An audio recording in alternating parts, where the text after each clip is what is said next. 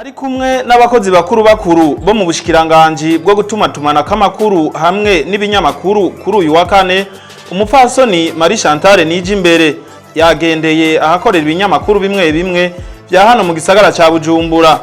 Uwo mushikiranganji akaba yanyimenyesheje ko intumbero y'izo ngendo ari izo kwishikira ku rubuga kugira babone ingorane zihanze ibimenyeshamakuru hamwe rero no gushira mu ngiro ibyafundikiwe mu nama yahuje umukuru w'igihugu, abarongoye ibimenyeshamakuru hamwe n'abamenyeshamakuru mu mpera z'ukwezi kwa mbere. Twongere turabire hamwe ingene tuzoshira mu ngiro ibyo duheruka kwiyemeza mu ruganda rwakoranije abamenyeshamakuru n'ibimenyeshamakuru. Nubwo twiyemeje harimo na cyane guherekeza wa mugambi mukuru w'igihugu w'iterambere rirama.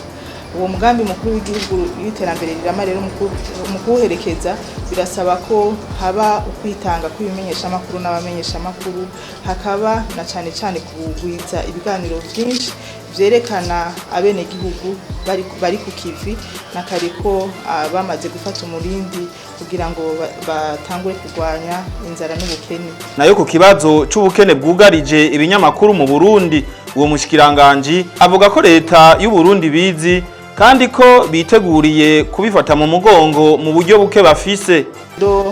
Turi kumwe n'abayobozi twashoboye kurabira hamwe ingene tuzoshira mu ngiro ibyo twiyemeje, harimo kugwiza ibiganiro bimenyesha amakuru iterambere ry'abene gihugu, harimo no gukurikiza akarangamutima k'umwuga wo kumenyesha amakuru. Umushikiranganji NIJIMBERE akaba atera intege ibinyamakuru bikora inkuru zerekeye abanyagihugu gusumba abandi. Umushikiranganji na leta y'u Burundi irabafashe mu mugongo, hajya gufata mu mugongo ntibisigura gutanga uburyo cyangwa gutanga ekipuma cyangwa gutanga iki yadeza kuri yose moral kugira ngo mwumve ko muri mu mwuga wo kumenyesha amakuru, mwumve ko muri mu muryango w'ibimenyesha amakuru byaba ivyikorera ibyabikorera twabo cyangwa ibimenyesha amakuru bya leta, byose dufise ihangiro rimwe.